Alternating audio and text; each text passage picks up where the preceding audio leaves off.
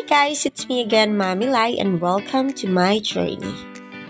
For today's video, ito yung pagpe-prepare ko ng kanyang baon para sa kanyang school. Madalas biscuit lang siya, tsaka yung mga chocolate at yung mga drinks na gusto niya. Kasi ang pasok niya is 8 to 10:50. Then every Friday, it's 8 hanggang 9:20 lang. So, inayos ko lang ng konti sa kanyang baonan. Medyo nadurog ko pa nga. And then, nilagay ko na sa kanyang thermal lunch box. Hindi naman siya mainit, pero yung inumin niya kasi, gusto ko cold niya mainom. So, every night, ganyan yung ginagawa ko. Kahit naka-bed rest ako, kailangan ako gumawa niyan. Hindi ko lang napakita, pero naglalagay din ako ng payong niya dyan. At dahil nag-start ang kanyang vacation ng December 20, hindi ko na na-check yung bag niya kasi medyo busy na rin ako dahil sa Christmas season. So kagabi, chinek ko yung bag niya at napakadaming papel. So baka kasi may love letter dahil pakilamera ako. Naalala ko kasi nung bata kami, nakita ko sa notebook ng kapatid ko yung love letter nung isang nagkakagusto sa kanya na boses palaka. So, pinapakailaman ko to kahit alam ko di pa nagsusulat yung mga kaklasmate ng anak ko dahil preschooler pa lang siya. And then, chinek ko kung meron pa siyang lapis. Tinasan ko yung bago niyang lapis na napanalunan last Christmas sa aming party games. And then, chinek ko yung mga crayons kung kompleto pa. Chinek ko yung assignment notebook na nakalagay sa bag niya. Ito talaga yung gusto kong gawin. Ito yung na-miss ko nung siya ay nag-nursery sa Makati.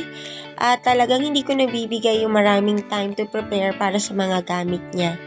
So, imagine, pati doon sa Crayola, may letter pa siya. Nag-explain naman siya, galing yan kay Samsam, dinrow niya ako, etc.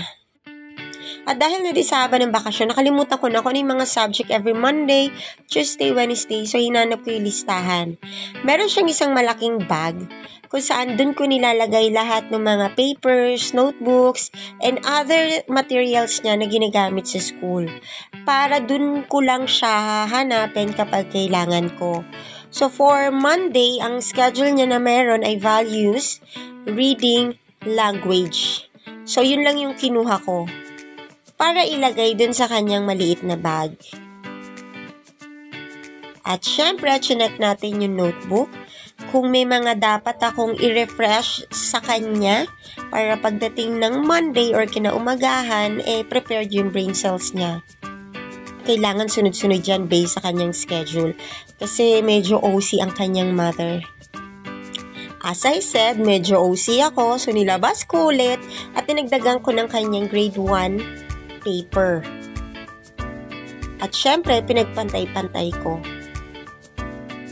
Di ko alam kung si Lumi lang ba. Laging nawawalan siya ng Crayola. Kaya buti na lang nagtatabi ako ng extra para kapag ganun ulit, meron ako ipapalit. Lagi ko siyang tinatanong pero laging di niya alam ang rason ba't nawawala. And this video was taken this morning lang. Papasok siya before mag 7:40. So yun yung call time sa school. Yun lang. Thank you.